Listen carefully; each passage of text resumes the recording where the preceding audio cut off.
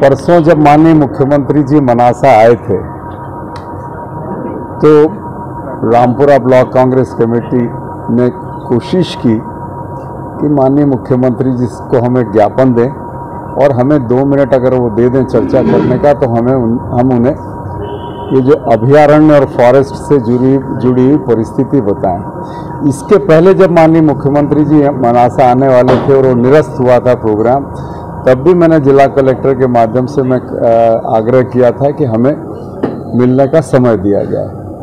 हमेशा पुरानी परंपराएं ये रही हैं कि विपक्ष को इस तरीके से जब भी मुख्यमंत्री किसी क्षेत्र में जाते हैं तो वो मौका देते हैं उनसे मिलने का। उन्हें भी जानकारी मिल जाती है जो बहुत सारी जानकारियां उनके पास नहीं होती। और ये दुर्भाग्य है कि हमारे लोगों को पुलिस ने पकड़ के वहाँ थाने में बिठा दिया और ज्ञापन तक देने नहीं दिया। ज्ञापन क्या था?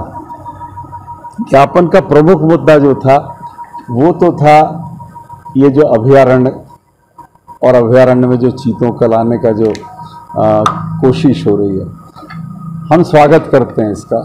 हम अभयारण्य का विरोध नहीं करते हैं, लेकिन हमारा ये कहना है कि स्थानीय ग्रामीणों की परिस्थितियों को समझ के, उनसे चर्चा करके, उनकी कठिनाइयों को हल करके आप दोनों में एक संतुलन बनाइए। अब प्रशासन एक तरफा चल रहा है।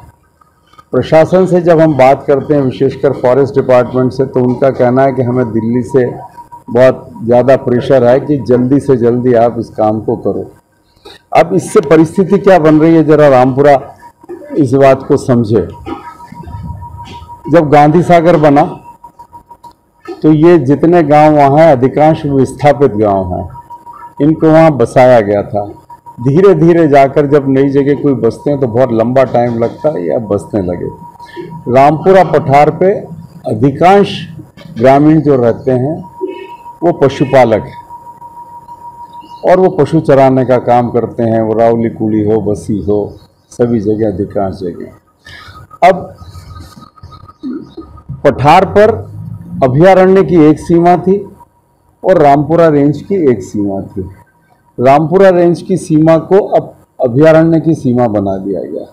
तो हुआ ये कि अब वहाँ पशुपालकों और किसानों के पास में अब कोई रास्ता नहीं बचा कि वो अपने पशुओं को कहाँ चरा सकें, या केवल ट्रैक्टर निकाल के लेके कहाँ समस्या हो रही। तो इससे नतीजा ये निकल रहा है कि रामपुरा पठार के सारे गांव जो हैं वो इस वक्त बहुत बुरी स्थिति में है। अगर यह अभयारण्य का यही स्थिति रही तो इन पठार के गांवों की स्थिति बहुत खराब होगी।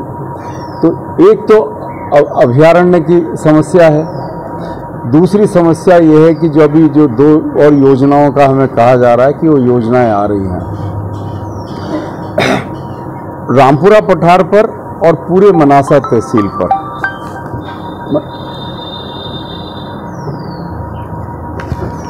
जो 50-50 अतिक्रामक है, मैं बिल्कुल इनकार नहीं करता। दो तरह के पक्ष हैं।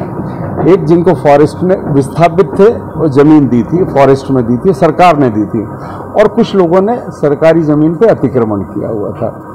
इसमें खीमला भी है, गूगल खेड़ा भी है, इस तरह का। अब 40 साल 50 साल से वो उस जमीन पे काबिज हैं। कानून भी ये कहता है कि ये एडवर्स पोजीशन अगर होता है तो वो मालिक हो सकते हैं उसके। सरकार ने अपने रिकॉर्ड में देखा, ये कंजारला से लगा के रामपुरा तक की स्थिति है कि कौन सी शासकीय भूमि और वो सब कंपनियों को अलॉट कर दी। तो जब ये कंपनियों को वो जमीन भी चली गई जो किसानों ने विकसित की थी, वहाँ सिंचाई के साधन बनाए, अपने मकान बनाए, वो सब जा चुका है।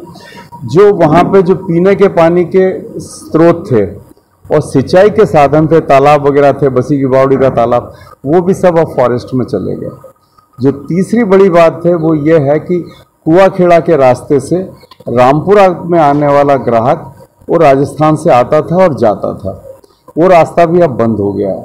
तो रामपुरा पठार बर्बादी की स्थिति में है और रामपुरा शहर जिसने गांधी सागर के लिए बहुत बड़ा त्याग किया है वो फिर स्थिति में आ जाएगा, क्योंकि इधर पठार है, जंगल है, इधर पानी है, उसके और उधर ऊपर का जो क्षेत्र था उससे ही काम होता था, तो वो भी अब आप समाप्त कर रहे हो। तो ये रामपुरा के शहर के लिए भी चेतावनी है और रामपुरा पठार के लिए भी चेतावनी है।